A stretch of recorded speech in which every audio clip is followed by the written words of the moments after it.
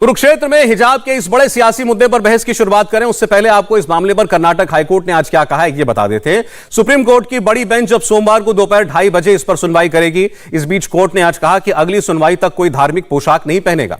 लड़कियां campus class में हिजाब पहनकर नहीं जाएंगी। इस बीच हाई स्कूल और कॉलेजों को खोलने का आदेश भी कर्नाटक हाईकोर्ट ने दे दिया है।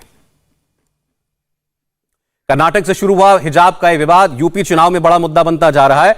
इस मुद्दे पर बात करने के लिए हमारे साथ कुछ देर में जुड़ने वाले हैं एआईएमआईएम के अध्यक्ष असदुद्दीन ओवैसी। लेकिन यूपी में अपनी हर चुनावी रैली में किस तरह ओवैसी साहब हिजाब का मुद्दा उठा रहे हैं, इसे फंडामेंटल राइट बता रहे हैं, हिजाब को इस्लाम का जरूरी हिस्सा बता रहे हैं, ये सुनिए।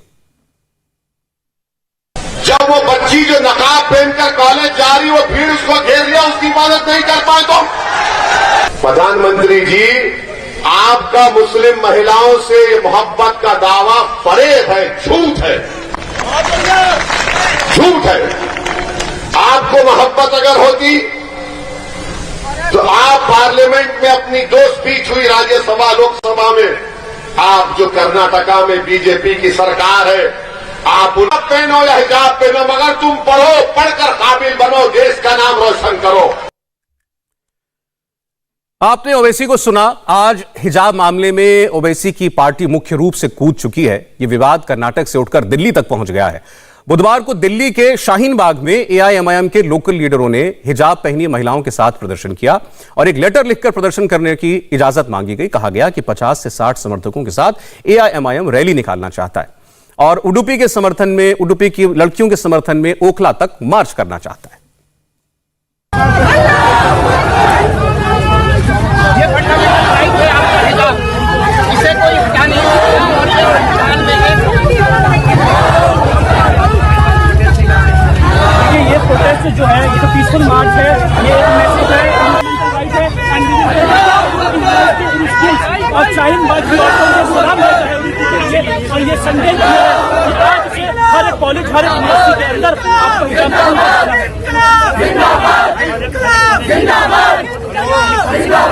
नाराए तकबीर, नाराए तकबीर, उडुपी की बहनों से रिश्ता क्या, ला इलाहा इल्लल्लाह, उडुपी की बहनों से रिश्ता क्या, ला इलाहा इल्लल्लाह।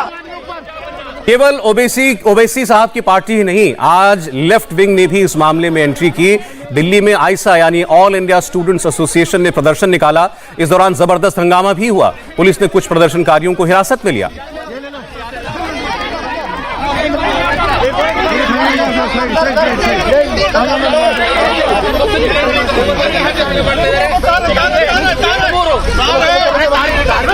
चलो चलो चलो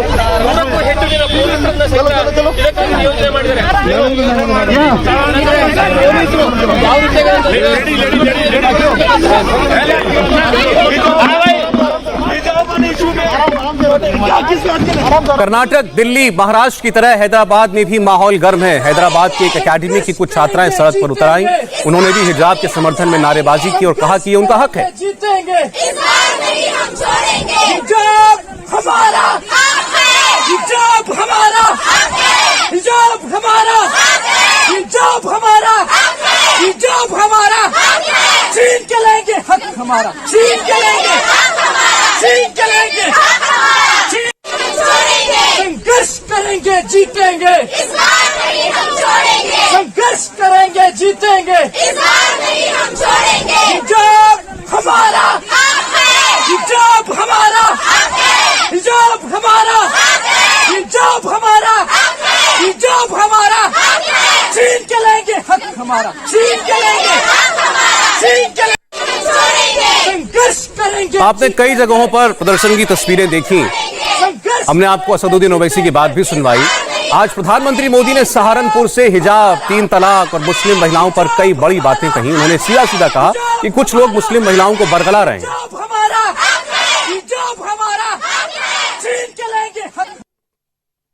जब मुस्लिम बहन बेटियों का समर्थन खुलेआम भाजपा को मिलने लगा,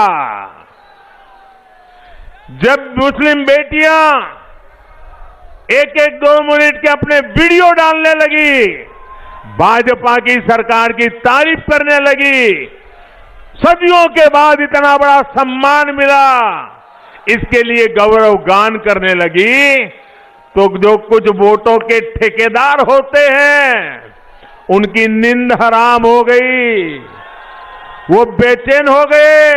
अरे हमारी ही बेटी मोदी मोदी करने लग गई।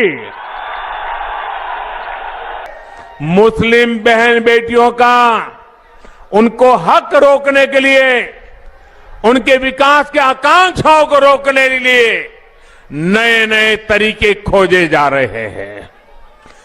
वो लोग मुस्लिम बहनों को बरगला रहे हैं ताकि मुस्लिम बेटियों का जीवन हमेशा पीछे ही रहे।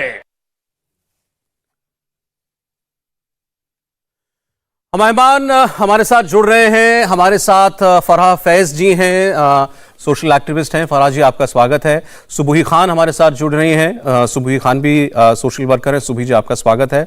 वारिस पठान साहब हमारे साथ जुड़ रहे हैं, AIMIM से जुड़े हुए विधायक रहे हैं, नेता हैं। वारिस पठान साहब, स्वागत है आपका भी। किदियूर निहाल जी जुड़ रहे हैं, students Islamic organisation of India के जनरल सेक्रेटरी हैं और उडुपी से ही आते हैं, जितनी मुझे जानकारी दी गई है। आपका भी निहाल बहुत स्वागत है। शुरुआत करना चाहेंगे आज की चर्चा की। वारिस पठान साहब, आज जो कर्नाटक हाईकोर्ट ने फिलहाल इंटरिम रिलीफ देने से इनकार किया और सोमवार तक कहा कि अगर स्कूल कॉलेज खुलते हैं तो जो बच्चियां जाना चाहती थी हिजाब पहन के स्कूल के अंदर क्लासरूम में, वो नहीं जा सकती हैं जब तक इस पर फाइनल फैसला नहीं आ जाता है। इसको ये कहा जा रहा है कि प्रो हिजाब जो एक्टिविस्ट हैं या जो वहां दलील पेश कर रहे हैं उनके लिए झटका है। आप तो कानून के जानकार हैं, लॉयर भी हैं। देखिए सौरभ भाई, जब तक सोमवार के दिन हियरिंग होती नहीं और फाइनल फैसला नहीं आता, जब तक कुछ बोलना उचित नहीं है। और वैसे भी कर्नाटका सरकार ने तो 3 दिन स्कूल और कॉलेज को बंद ही रखा था। अब देखने वाली बात यह सौरभ भाई कि हमारी जो बात है वो तो हम तो संविधान के दायरे में रहकर कर रहे हैं। हम तो पुट्टू स्वामी का जजमेंट साइड कर रहे हैं जो चॉइस ऑफ फ्रीडम की बात करता है। हमने ये कहा है कि हिजाब जो है एक चॉइस है, जो पहनना चाहे पहने। रिलीजन का उसके अंदर ये भी है कि भाई हमारा रिलीजन में ऐसा है कि हमको औरत को अपनी चेस्टिटी छुपाना चाहिए, आदमी को अपनी नज़र छुपाना चाहिए। तो हमारी माँ बहनें जो है इतने बरसों से पहनते आ रही है, अचानक से विवाद लाने की क्या ज़रूरत पड़ गई। हमारा ये कहना है कि हिजाब नहीं पहनने की इजाज़त देना जो कर्नाटका गवर्नमेंट ने नोटिफिकेशन निकाला है यह संवैधानिक है। ये वायलेशन ऑफ आर्टिकल 14, 15, 21, 25 का डायरेक्ट वायलेशन है। तो क्यों, हम तो संविधान को मानते हैं। अगर स्कूल के अंदर जा रहे हैं, कॉलेज में जा रहे हैं, हिजाब पहनने से किसको क्या तकलीफ है। सौरभ भाई, आपके भी काफ़ी सरदार दोस्त होंगे, मेरे भी काफ़ी सरदार दोस्त हैं और मैं तो देख रहा हूँ कितने बरसों से कि उनके भी जब बच्चे स्कूल कॉलेज में जाते हैं फेटा बांधते हैं, टर्बन पहनते हैं। अच्छी बात है, हमको तो कोई आपत्ति नहीं है, जिसको पहनना है पहने। आप पार्लियामेंट के अंदर देख लीजिए, दाढ़ी टोपी लगा के लोग जाते हैं अपने अपने मर्जी से। तो ये अब क्या मोदी, बीजेपी और RSS ये तय करेंगे कि इस देश में हमको क्या पहनना है, हमको क्या खाना है, हमको कब शादी करना है, हमको किससे शादी करना है। तो फिर संविधान का क्या होगा। मेरे जो कॉन्स्टिट्यूशनल राइट्स है, जो मेरे चलिए ठीक है सर, आप कानून की जानकारी से बात कर रहे हैं, तो मैं वारिस साहब आपसे कानून की बात करूंगा। मैं कानून का बहुत जानकार नहीं हूं, आपने कानून की बात की, कानून पे ही बात करते हैं। जैसे अभी आपने कहा कि सिखों को क्यों है, या अभी हम पिछले डिबेट में ये बात हम लोग कर रहे थे, तो ये दलील आए कि भाई सिखों के धर्म की स्थापना के वक्त ही ये उनके लिए मैंडेटरी कर दिया गया, वो 5 चीजें कि वो रखेंगे और इसके साथ ही वो चलेंगे, ये उनकी पहचान होगी। लेकिन अभी आपने खुद कहा कि इस्लाम में हिजाब is a matter of choice, it is not mandatory. जो वो तो फिर वो इंटीग्रल हिस्सा कैसे हो गया, वो एक ऐसी चीज, अनिवार्य चीज कैसे हो गई धर्म के लिए। देखिए साहब, आपको जो चीज पहनना है, मैंने क्या कहा, फ्रीडम ऑफ चॉइस। चॉइस क्या है कि अगर सौरभ साहब चाहे कि मैं आज कोट पहन के डिबेट में जाऊं तो कोई आपको रोक नहीं सकता, आपकी मर्जी है। आप अगर चाहे कि मैं बरमूडा पहन के डिबेट कराऊं, एंकरिंग करूं, तो आप पहन सकते हो। इसी तरह हमारी नहीं कर सकता, अगर नहीं कर सकता। आपने अच्छा एग्जांपल दे दिया, आपने अच्छा एग्जांपल दे दिया और ये पूरी तरीके से इस केस पर जिसकी हम बहस कर रहे हैं उस पर लागू होता है। वारिस साहब, एक मिनट सुन लीजिएगा मुझे। मैं अपनी मर्जी से अपनी पसंद के कपड़े पहन के एंकरिंग नहीं कर सकता, यह मेरा चैनल डिसाइड करेगा, यह मेरे चैनल का मैनेजमेंट डिसाइड करेगा। मेरे पास क्या राइट है, मेरे पास राइट यह है, मेरे पास चॉइस क्या है कि ये कंपनी मुझे इजाजत नहीं दे रही है, मैं दूसरी कंपनी में जाकर के अपना काम कर सकता हूं, वहां अगर कोई ड्रेस कोड नहीं है। लेकिन अगर मेरे चैनल ने ड्रेस कोड बना दिया कि आप कुर्ता पजामा पहन के एंकरिंग करेंगे, आप आदि वादी की जैकेट पहनेंगे उसके ऊपर आप तभी एंकरिंग करेंगे, तो मुझे माननी पड़ेगी। और अगर मैं नहीं मानता तो कंपनी मुझे बाहर कर सकती है और मैं दूसरी कंपनी में ज्वाइन कर सकता हूं, मैं भी आजाद हूं। लेकिन ये कंपनी का हक है, ऐसे उस स्कूल का हक है कि वो ड्रेस कोड डिसाइड करे। मगर जो ऐसी कंपनी अगर फैसला कर रही है तो ऐसी कंपनी असंवैधानिक तरीके से फैसला कर रही है। सौरभ भाई, कल आपको कंपनी बोलेगी सौरभ आप दोपहर को खाना नहीं खाएंगे, वरना अगर आपको खाना खाना है तो आप दूसरे चैनल को ज्वाइन कर लीजिए। आप कर लेंगे क्या सौरभ भाई चैनल को ज्वाइन? अरे आपके भी तो संविधान में राइट दिए है ना। हम तो डेमोक्रेसी में रहते हैं कि मोनार्की में रहते हैं? ये तो मोनार्की में चलता है कि अगर राजा ने कानून बनाया कि नहीं यही करना पड़ेगा, सौरभ तुमको यही कोट पहनना पड़ेगा, आप पहनिए। तो हम मोनार्की को नहीं मानते, हम तो डेमोक्रेसी में रहते हैं। केरला हाईकोर्ट ने 2018 में मुत्तुस्वामी का जजमेंट को आप मुत्तुस्वामी जजमेंट कोट कीजिए, मैं 2018 का जजमेंट कोट कर रहा हूं केरला हाईकोर्ट का। 2 मुस्लिम बच्चियों ने, स्कूल में पढ़ने वाली बच्चियों ने जाकर इजाजत मांगी कि हम प्राइवेट स्कूल में पढ़ते हैं और हम फुल स्लीव्स की ड्रेस और सर पर और हिजाब पहनकर एंट्री चाहते हैं। स्कूल हाईकोर्ट की बेंच ने मना कर दिया, केरल हाईकोर्ट की बेंच ने 2018 में। और क्या दलील दी कि आपका मौलिक अधिकार है तो उस इंस्टीट्यूशन का भी मौलिक अधिकार है कि वो ड्रेस कोड लागू करे, यूनिफॉर्म लागू करे। मैं कोट कर सकता हूं लेकिन आपको पता है कि मैं गलत बात नहीं बोल रहा हूं वारिस जी। और यह कहा कि लार्जर राइट इंस्टीट्यूशन का होता है, वो तय करेगा वो अपना इंस्टीट्यूशन कैसे चलाएगा। बच्चों का जो मौलिक अधिकार है वो उसके मौलिक अधिकार से बड़ा नहीं है। अखबार की कटिंग पढ़ रहा था सौरभ भाई, अभी मैं एक अखबार की कटिंग पढ़ रहा था, आर्टिकल द हिंदू के अंदर लिखा हुआ है कि एक स्कूल है कर्नाटका के अंदर ही, वहां पर जो मिड डे का मिल दिया कर जाता है उसके अंदर अनियन और गार्लिक नहीं डालते हैं। अनियन और गार्लिक उस मिल में नहीं दिया जाता, इसलिए कितने काफी बच्चे नाराज है, वो अपने घर पे जाके खाना खा रहे हैं। तो इक्वालिटी कहां पे है? क्या ये उनका मौलिक अधिकार नहीं है? अब स्कूल अगर ये फैसला करता है कि भाई हमारे यहाँ एक रिलीजन को हमको खुश करने के लिए या एक रिलीजन को तकलीफ ना हो उसके लिए हम खाने में अनियन और गार्लिक नहीं देंगे, ये अलाउड है। मगर लेकिन अब जब हमारी बहनों को अगर हिजाब पहनना है, जो उनका फ्रीडम ऑफ चॉइस है, जो संविधान देता है, तो आपको आपत्ति आ जाती है। ये कौन कर रहा है? ये आपत्ति हिजाब की नहीं है सौरभ भाई, ये आपत्ति नफरत की है, ये आपत्ति नफरत फैलाने की है कि हमको आज भी मुसलमानों का मैं क्या कहता हूं, देखिए बात या तो कानून पे हो सकती है या नजरिए पे हो सकती है, दोनों एक साथ नहीं चल सकते। तो अगर हमारी बेटियों को पढ़ने भी नहीं दिया जाएगा, जो अपनी चॉइस का हमारे साथ देखिए, अच्छा ना इसमें मैं और आप क्या बहस करें, हमारे साथ वो शख्स जुड़ गए वारिस साहब। पढ़ाओ बेटी पढ़ाओ, अरे बेटी पढ़ेगी नहीं तो आगे बढ़ेगी कैसा? अच्छा ठीक है, मैं आता हूं उस विषय पे भी, बातें करते हो, मैं उस विषय पे आता हूं। वारिस साहब जरा सुनिएगा, हमारे साथ एक मेहमान वो जुड़े हैं जो इस पूरे केस में एक बहुत अहम शख्स हैं। हमारे साथ जुड़ रहे हैं यशपाल सुवर्णा साहब। यशपाल सुवर्णा साहब, मैं जी हम uniform dress code for each and every student should follow the rules and regulations, because it is a girls college. 90% of the students are from backward poor community, so there should be no discrimination, no differentiation between the students. From the rules and regulations, and frame the rules every student should follow. From 2004 to December 30th, each and every students were following the rules and regulations, and they were as a normal student like others. Only on December 31st, they started wearing hijab. They have started controversially from their day 31st. On the 1st Jan, our MLA, the president of the development committee, called up a meeting to clear the issues, and he called all the parents of the students and the PTA association.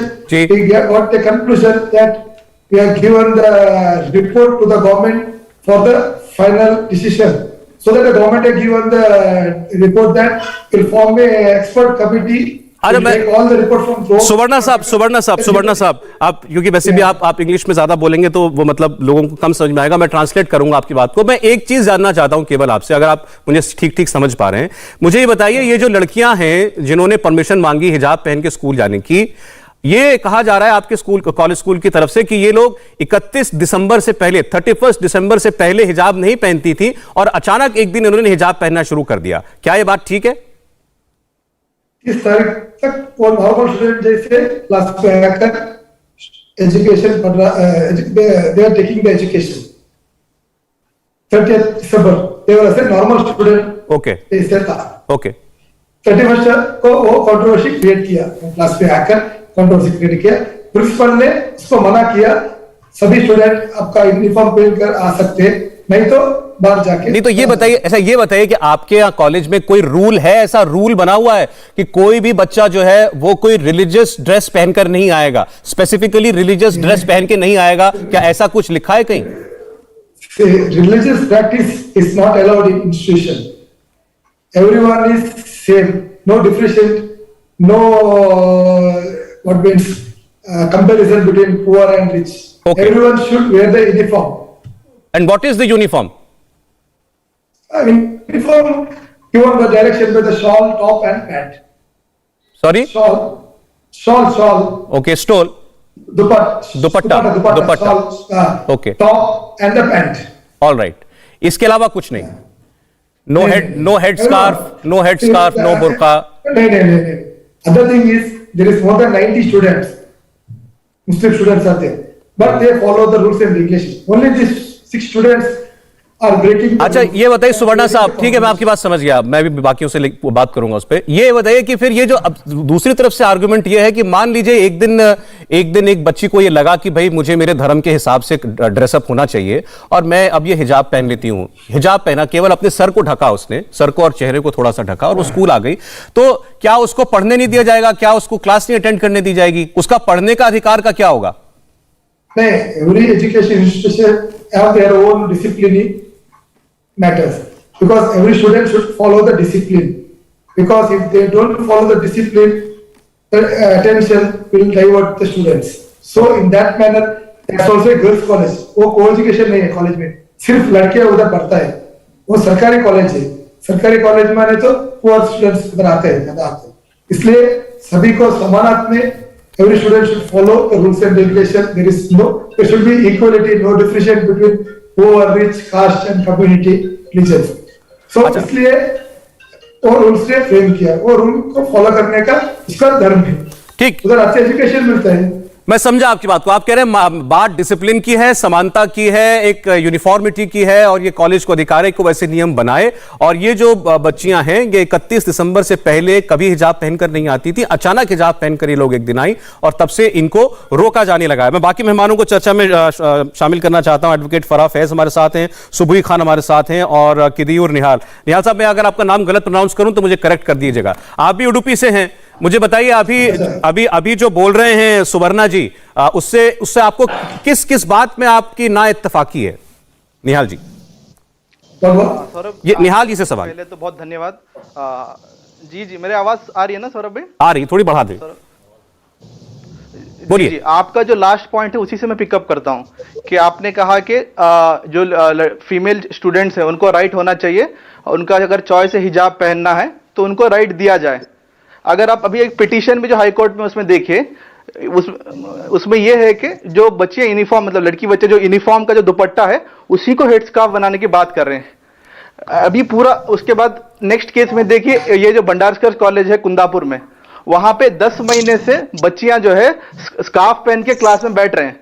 अचानक से एक rule आता है कि आपको जो है uniformity के नाम से जो है स्कार्फ वगैरह कुछ नहीं पहनना है, तो ये बहुत प्रॉब्लमैटिक है। एक तरफ से आपने पहले स्टार्टिंग क्लिप चलाया बेटी बचाओ बेटी पढ़ाओ, लेकिन जब बेटी पढ़ने के लिए जा रहा है तो अभी हाईकोर्ट का जो ऑब्जर्वेशन आया, या कि आप एजुकेशन चूज कीजिए या तो आपका फेथ चूज कीजिए, ये जो डाइकोटमी है ये बहुत प्रॉब्लमैटिक है। इसको हमने हाईलाइट करना चाह रहे हैं कि 31 दिसंबर तक अगर हमारे मुस्लिम साहब देखिए हाईकोर्ट की ऑब्जर्वेशंस पर रोक लगी हुई है, हम लोग हाईकोर्ट की ऑब्जर्वेशंस कोर्ट नहीं कर सकते, ये ऑर्डर आया है, तो इसलिए मैं उस पर बात नहीं करूंगा। मैं चाहूंगा आप भी ना बात करें, वो लीगल मैटर है, उस पर कोर्ट की तरफ से पाबंदी लगाई गई है। सवाल अभी आपने जो उठाया अभी आपने जो बात उठाया, आपने बताया ऐसा कॉलेज है वहां पर बच्चियां हिजाब पहनकर जा रही हैं, कोई उनको रोक नहीं रहा, पढ़ रही हैं। सवाल ठीक है, सवाल यह है कि अगर एक पर्टिकुलर स्कूल या कॉलेज ने यह नियम बनाया कि मेरे यहां यह नियम है, आप मेरे यहां पर नहीं पहन सकते, तो क्या उसको हक नहीं है? बच्ची के पास अधिकार है, वो दूसरा कॉलेज ज्वाइन कर सकती है जहां पर इजाजत है।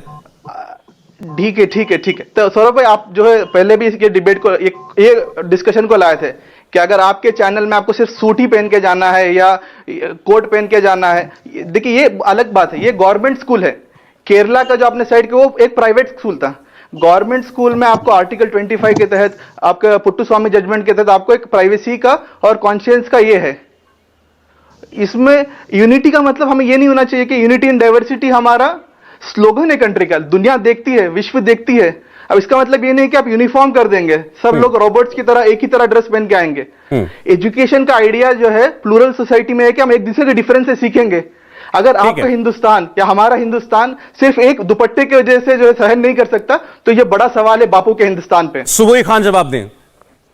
जी जी, मुझे बड़ी खुशी होती है सौरभ, जब यूनिटी इन डाइवर्सिटी की बात होती है या राइट टू चॉइस की बात होती है, तो मुझे ये समझ नहीं आता कि मेरे जैसी मुसलमान महिलाएं जो हिजाब नहीं करना चाहती हैं या बुर्का नहीं पहनना चाहती हैं, नकाब नहीं करना चाहती हैं, उनको ये लोग क्यों राइट टू चॉइस नहीं देते हैं। उनमें इनको यूनिटी इन डाइवर्सिटी या फिर खूबसूरती क्यों नहीं दिखाई देती है डाइवर्सिटी में। वहां पे वो मुसलमान महिला काफिर हो जाती है या फिर वो मुसलमान महिला खराब महिला हो जाती है। तो ये थोड़ा सा दोहरा चरित्र है। दूसरी बात सौरभ, इस मुद्दे को देखने के देखिए 3 पर्सपेक्टिव हैं।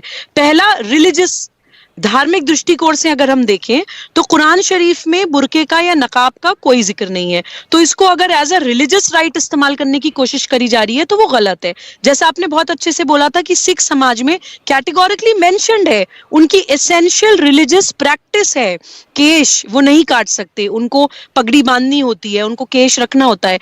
कुरान में या इस्लामिक स्क्रिप्चर्स में कहीं मेंशन नहीं है, तो कोई रिलीजियस राइट नहीं है। दूसरी बात आती है कॉन्स्टिट्यूशनल राइट्स की, जिसकी बात वारिस पठान जी कर रहे थे। देखिए, हमारा जो अनुच्छेद 25 है जो हमें धार्मिक स्वतंत्रता की आजादी देता है सौरभ, वो हमें हमारा पंथ, हमारा मजहब का पालन करने का, प्रचार प्रसार करने का, प्रवचन करने का अधिकार देता है। लेकिन वो एक निजी अधिकार है और वो अधिकार एब्सोल्यूट नहीं है। कुछ लिमिटेशंस है, कुछ बाध्यताएं हैं जो हमें माननी पड़ती हैं। Public order, morality, decency. Bikini पहनना भी किसी का अधिकार है, लेकिन बिकनी पहन के लड़की मार्केट में, शॉपिंग मॉल में नहीं चली जाएगी। बिकनी पहनने की एक जगह है, वो या तो स्विमिंग पूल में पहनेगी या फिर बीच पर पहनेगी।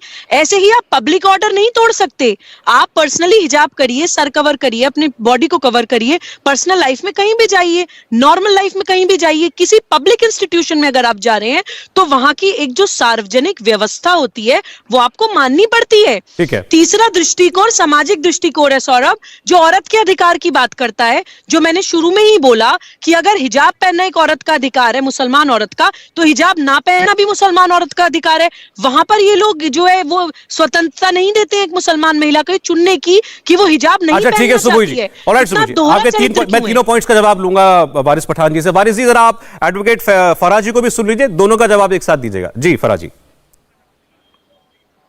जी, आपकी आवाज नहीं आ रही, एक बार चेक कर लें आपका सिस्टम म्यूट तो नहीं है।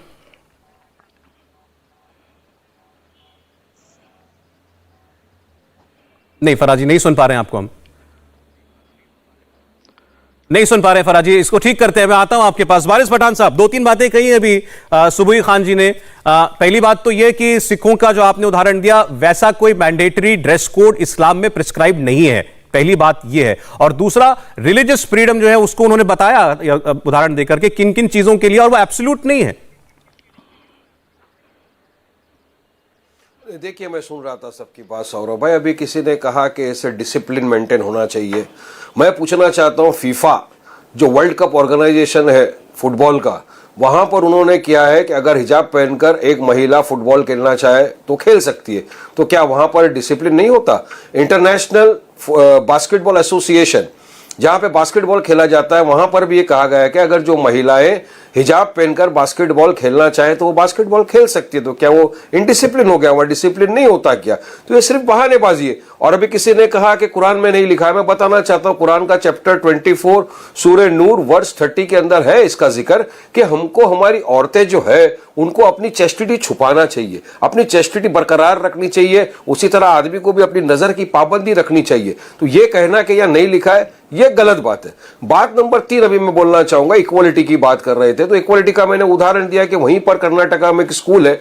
अभी वो कर्नाटका के कोई बैठे हुए थे, वो चले गए, शायद उनसे पूछना चाहिए था कि क्या उस स्कूल में प्याज और ये गार्लिक खाने में नहीं डालते ना, तो इक्वालिटी है। किसी के रिलीजन को हक नहीं हो, अच्छी बात है, मत करिए। मगर यहां पर इस तरह का विवाद खड़ा करके आज हमने देखा सौरभ भाई कि किस तरह से कुछ लोग, ये जो गुंडे लोग हैं, ये या सांप्रदायिक तनाव फैलाने की कोशिश कर रहे हैं। एक वीडियो वायरल है, आपने भी देखा होगा। एक गाड़ी रुकी हुई है व्हाइट कलर की, वहां से सैफरन कलर की शालें बांटी गई बाकायदा।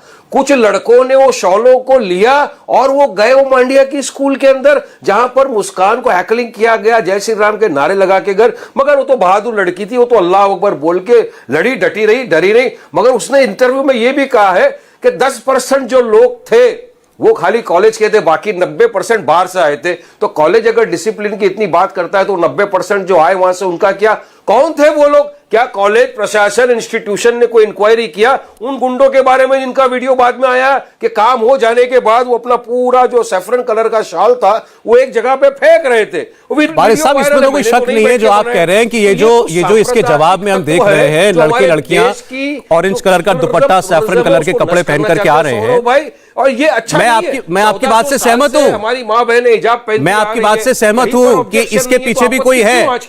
मैं आपकी बात से सहमत हूं कि ये जो शहर में लड़के लड़कियां सैफरन कलर के रोब्स गले में वो डाल करके और टोपी पहन के आ रहे हैं, कोई तो उनको भी ला रहा है, उनके पीछे भी कोई खड़ा है, लेकिन वो इसका रिएक्शन है ना। और अगर ऐसे इसको देखें कि जो और लड़के लड़कियां हिजाब के समर्थन में जगह जगह प्रोटेस्ट कर रहे हैं, तो उनको भी तो कोई ला रहा है ना, उनके पीछे भी कोई खड़ा होगा ना। हर जगह हर बच्चा लड़का अपने आप तो नहीं चला जाता प्रोटेस्ट करने के लिए। नहीं, ये तो चॉइस है। अब तो चॉइस है आपकी, जैसे आपकी पार्टी ने महाराष्ट्र में पोस्टर लगा दिया, तो घर से आपकी पार्टी ने महाराष्ट्र में पोस्टर लगा दिया बीड शहर में कि पहले हिजाब फिर किताब। अब मुझे बताइए ये क्या ठीक बात है? पहले हिजाब फिर किताब। हिजाब नहीं मानोगे तो हम किताब नहीं पढ़ने देंगे। मैं आपकी बात का जवाब देता हूं। आपने ऐसा कहा कि पहले तो ये बताइए, जो लड़कियां थी तो अपने घर से हिजाब पहनकर आई थी हमारी माँ बहन, मगर ये जो लड़के आए थे इनको किसने दिया था ये सैफरन कलर का रूप? जरा उसके बारे में बात करेंगे सौरभ भाई। वो कौन से लोग थे जो उनके पीछे थे, जिन्होंने देश में सांप्रदायिक की तरह ये भड़काने की कोशिश की? वो कौन लोग थे जो कॉलेज के कैंपस के अंदर इस तरह दिन दहाड़े घुसकर एक झंडा, एक डंडा जिसके ऊपर हमारा तिरंगा लगना चाहिए, वहां पर उन लोग ने आके अपना भगवा झंडा लगा दिया? गलत किया। वो कौन थे लोग? तो ये गलत एक नफरत फैलाने वाली बात है। इनको हिजाब से कुछ नहीं है सौरभ भाई, अभी भी आप मिस्टेक कर रहे हैं। इनको नफरत फैलाना है, इनको राजनीतिक रोटियां अपनी सेकनी है, जिसको टारगेट कर, इसकी वजह से टारगेट कर रहे हैं हमारी मुसलमान बहनों को, हमारे हिजाब पे, हमारे रिलीजियस आइडेंटिटी के ऊपर, हमारे जो देखिए मैंने पहले भी कहा था, चॉइस है। अगर मैं चाहूं कि मेरी अगर बेटी हिजाब नहीं पहने तो उसकी चॉइस है, मैं फोर्स तो नहीं करता हूं ना किसी को। अगर यहां हमारी बहनें अपनी चॉइस से हिजाब पहनकर अगर एक कॉलेज इंस्टीट्यूशन में जाना चाहती है पढ़ने के लिए, तो क्या आपत्ति है? मैं जवाब लेता हूं। अगर फराजी अगर हैं हमारे साथ तो एडवोकेट है फराजी, अगर है हमारे साथ तो बताएं क्या फराजी आपको मेरी आवाज आ रही है? उन तक ऑडियो में कुछ प्रॉब्लम है। आप बार चलें, फोन डिस्कनेक्ट हो गया। बार बार वारिस पठान साहब चॉइस की बात कर रहे हैं कि उसको चॉइस है कि वो पहनना चाहे पहने, नहीं पहनना चाहे ना पहने हिजाब, लेकिन इस वजह से उसको पढ़ने से रोक दिया जाए, स्कूल में जाने से रोक दिया जाए। ये क्या बात हुई? सुबुह खान बताइए।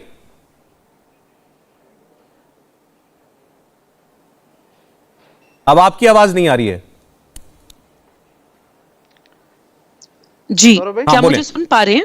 हाँ बोलिए जी। निहाल जी मैं आऊंगा। देखिए सौरभ, मैं बार बार ये बोल रही हूँ कि हम इस विषय को जबरदस्ती कॉम्प्लिकेट करने की कोशिश कर रहे हैं। अच्छा, मैं सुबह आपको रोकना चाहूंगा बीच में। फराजी जुड़ी है, बड़ी देर से इंतजार कर रही है, एक भी कमेंट उनका मैं नहीं ले पाया। जी फराजी, यहाँ बार बार बात की जा रही है चॉइस की कि वो लड़की पे बाध्यता नहीं है कि वो पहनेगी ही पहनेगी, लेकिन अगर उसने पहन लिया तो उसको तो उसके मौलिक अधिकारों का हनन, उसको शिक्षा के अधिकार का हनन, ये सब हो जाएगा उसके साथ। नहीं, देखिए कोई से भी अधिकार का हनन बिल्कुल नहीं हो रहा है।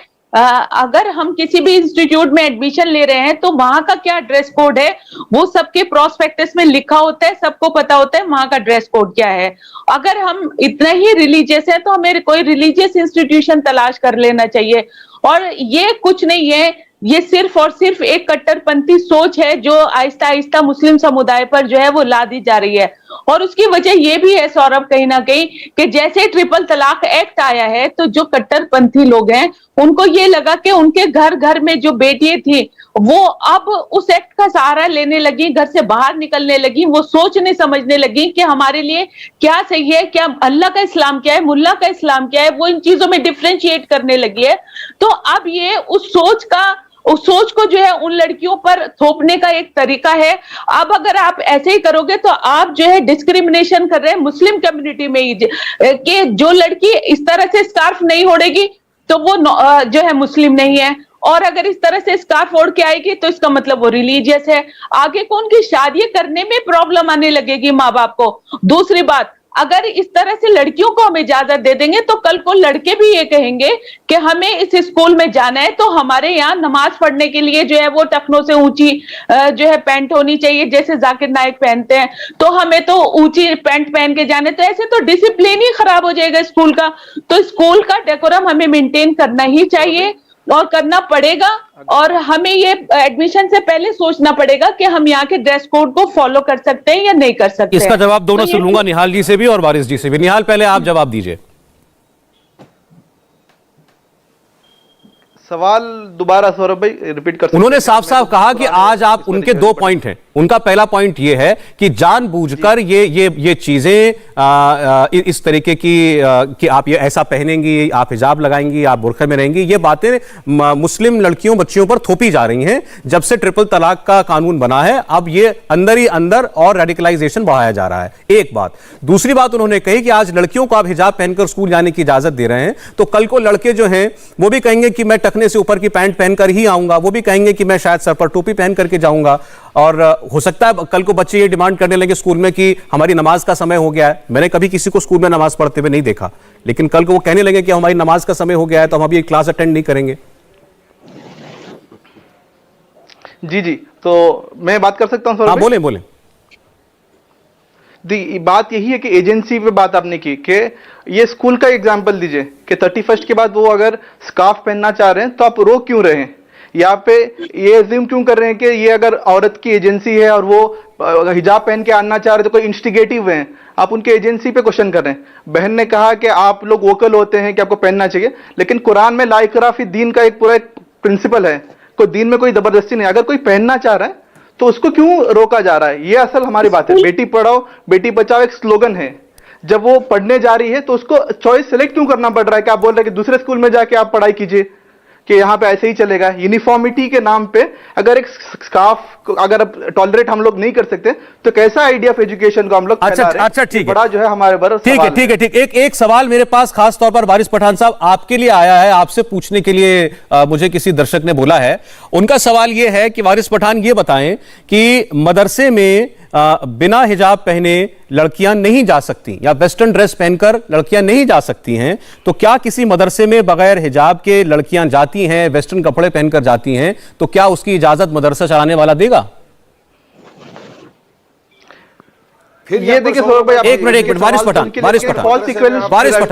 गवर्नमेंट स्कूल की बात हो निहाल जी, एक मिनट वारिस पठान, मतलब फॉल्स इक्विवेलेंस वारिस जी की बात है। अरे सौरभ भाई, मैं आपको सिंपल क्वेश्चन पूछता हूं, आप किसके फ्यूनरल में चले जाते हो तो क्या आप बर्म्यूडा और गंजी पहन के जाते हो क्या? अरे ड्रेस कोड मैंडेटरी नहीं है, आपकी चॉइस है ना। मदरसे के अंदर अगर कोई जाएगा तो जाहिर सी बात है कि दीनी तालीम लेने जा रहा है तो वो अपने आप को ढाक के जाएगा। ये क्या बात हुई वारिस साहब? ये क्या बात हुई वारिस साहब? वहां कहां गई आजादी? करता है कि नहीं आपको वहां आजादी कहां गई? इंडिया टीवी हर वक्त हर जगह डाउनलोड करने के लिए सर्च करें India TV news Google play store या ऐप स्टोर पर।